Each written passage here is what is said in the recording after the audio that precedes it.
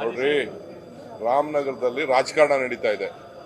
BJP ಅವರು ಪಾಪ ಅಡ್ವೊಕೇಟ್ಸ್ಗೆಲ್ಲ ತಪ್ಪದಾರಿಗೆ ಎಳೆದು ರಾಜಕಾರಣ ಮಾಡ್ತಾ ಇದ್ದಾರೆ. ರಾಜಕಾರಣ ಮಾಡೋರು ನಾವೇನು ಬೇಡ ಅಂತ ಹೇಳೋದಿಲ್ಲ, ಅವ್ರು ಏನು ಬೇಕಾದ್ರೂ ಮಾಡಲಿ. ಕುಮಾರಸ್ವಾಮಿ ಅವರೇನು ಅಸೆಂಬ್ಲಿಲಿ ಕೂಡ ಹಾಕೊಂಡಿದ್ದಾರೆ, ಅದಕ್ಕೆ ಹೋಮ್ ಮಿನಿಸ್ಟರ್ ಇದ್ದಾರೆ.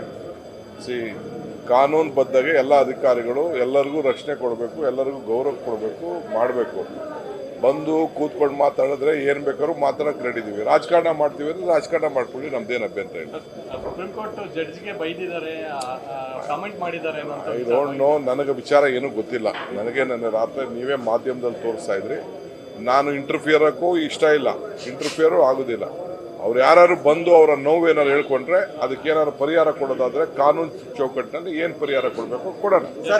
ನಮಗೆ ಲಾಯರ್ಗಳ ಬಗ್ಗೆ ಗೌರವ ಇದೆ, ಸಾರ್ವಜನಿಕರ ಬಗ್ಗೆ ಗೌರವ ಇದೆ, ಅಧಿಕಾರಿಗಳ ಬಗ್ಗೆನೂ ಗೌರವ ಇದೆ. ಸರ್ ಕೇರಳದಲ್ಲಿ ಆನೆ ಕೊಂದಿದ್ದಕ್ಕೆ ಕರ್ನಾಟಕದಿಂದ ಪರಿಹಾರ ಕೊಟ್ಟಿದ್ದಾರೆ ಅಂತ ವಿಜಯೇಂದ್ರ ಟ್ವೀಟ್ ಮಾಡಿದ್ದಾರೆ. ಸರ್ಕಾರದ ದುಡ್ಡು ರಾಹುಲ್ ಗಾಂಧಿ ಅವರು ಹೇಳಿದ್ದು ಒಂದೇ ಕಾರಣಕ್ಕೆ ಅನ್ನೋದು ಕೂಡ ಇದಾಗಿದೆ. ನನಗಿನ್ನ ಮಾಹಿತಿ ಇಲ್ಲ, ಮಾಹಿತಿ ಬಂದ್ಮೇಲೆ ಮಾತಾಡ್ತೀನಿ. ನ್ಯೂಸ್ ಫಸ್ಟ್ ನಿರ್ಭೀತಿಯಿಂದ ನಿಮ್ಮ ಪರವಾಗಿ.